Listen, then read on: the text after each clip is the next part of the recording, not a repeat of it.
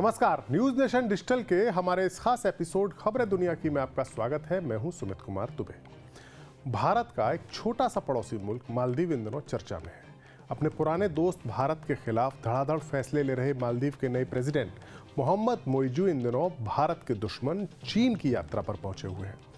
मोइजू चीन पहुंचकर जिस तरह से बयानबाजी कर रहे हैं, उससे लगता है कि उन्होंने भारत का साथ छोड़कर चीन का दामन थामने का मन बना लिया है।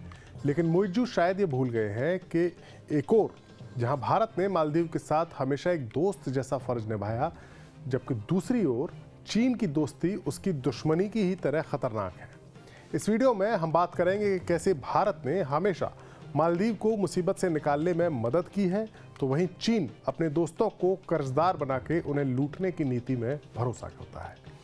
भारत के पड़ोस में नेपाल और श्रीलंका दो ऐसे देश हैं जहां चीन ने अपनी दौलत के दम पर वहां की सरकारों से समझौते किए और उन्हें कुछ ऐसा फंसाया कि वो चीन के बड़े कर्जदार बन गए।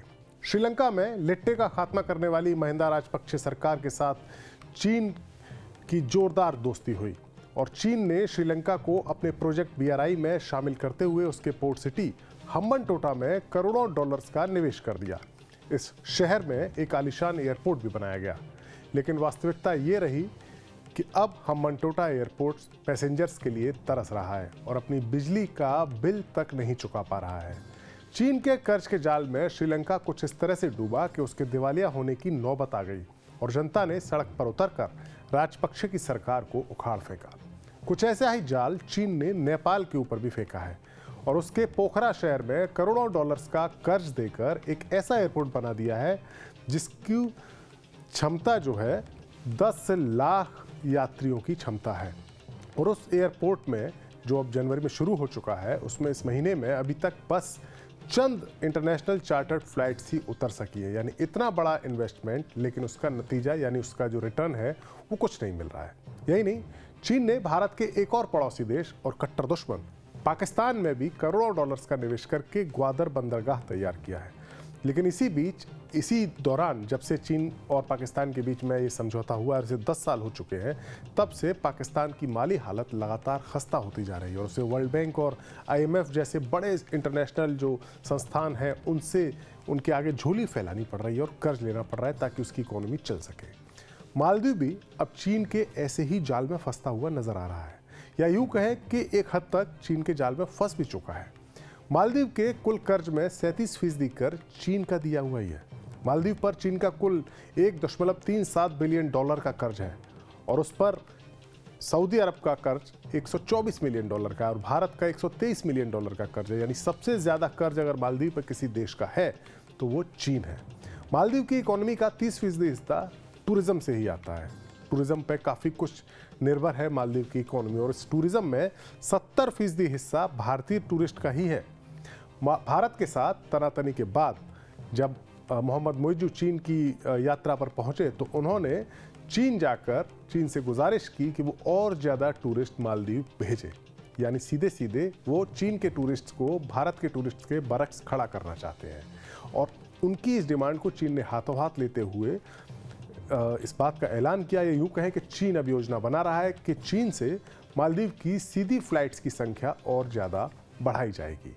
जाहिर है मोइजू भारत की कीमत पर चीन की दोस्ती को आगे बढ़ा रहे हैं, लेकिन ये भूल रहे हैं कि मालदीव का पड़ोसी भारत ही है, चीन नहीं। और इस नाते किसी भी आपदा के वक्त फर्स्ट रिस्पॉन्डर भी भारत ही है, चीन नहीं। भारत के पूर्व PM अटल बिहारी वाजपेयी ने एक बार कहा था कि हम मित्र बदल सकते हैं लेकिन पड़ोसी नहीं, और भारत ने हमेशा मालदीव के लिए एक अच्छे पड़ोसी का धर्म निभाया है। 1965 में जब मालदीव को अंग्रेजों से आज़ादी मिली थी तो सबसे पहले उसकी सरकार को या एक आज़ाद देश के तौर पर मालदीव को भारत ने ही मान्यता दी थी। 1988 में जब मालदीव के प्रेसिडेंट मोहम्मद गयूम की सत्ता को पलटने के लिए वहां पर तख्ता पलट हुआ, विद्रोह हुआ मालदीव में और मालदीव पर कब्जा करने की हथियारबंद साजिश रची गई, तो वो भारत ही था जिसने 24 घंटे के भीतर ही रिस्पॉन्ड करते हुए मालदीव में तख्ता पलट की साजिश को नाकाम किया था। साल 2004 में जब हिंद महासागर में सुनामी आई थी तो उस वक्त भी मालदीव की मदद भारत ने ही सबसे पहले और सबसे ज़्यादा की थी। कोरोना महामारी के दौरान भारत ने ऑपरेशन संजीवनी चलाते हुए हवाई जहाज़ों में भरकर दवाएं और जरूरी मेडिकल सामान मालदीव में पहुंचाया था। मालदीव को मुफ्त कोरोना की वैक्सीन भी दी गई थी वायरल टेस्ट की लैब बनाने के लिए भारतीय मेडिकल स्टाफ की टीम भी मालदीव पहुंची थी। साल 2014 में जब मालदीव में पीने के पानी का संकट खड़ा हुआ था, तब भी भारत ने सेना के विमानों में भरकर ऑपरेशन नीर चलाया था और सेना के विमानों में भरकर सैकड़ों टन पानी मालदीव पहुंचाया था। पीने का पानी, यानी पीने के पानी का भी संकट मालदीव में खड़ा हुआ तो मदद भारत ने की। लेकिन शायद अब लगता है कि मोहम्मद मोइज्जू भारत के इन सारे एहसानों को भुलाकर चीन को अपने मुल्क का नया मालिक बनाने के लिए आमादा हैं, और ऐसा उनके फैसलों से, उनके बयानों से दिख भी रहा है। ये वीडियो आपको कैसा लगा? अपनी राय हमें ज़रूर बताएं। देश और दुनिया से जुड़ी बाकी खबरों के लिए देखते रहिए न्यूज़ नेशन डिजिटल। नमस्कार।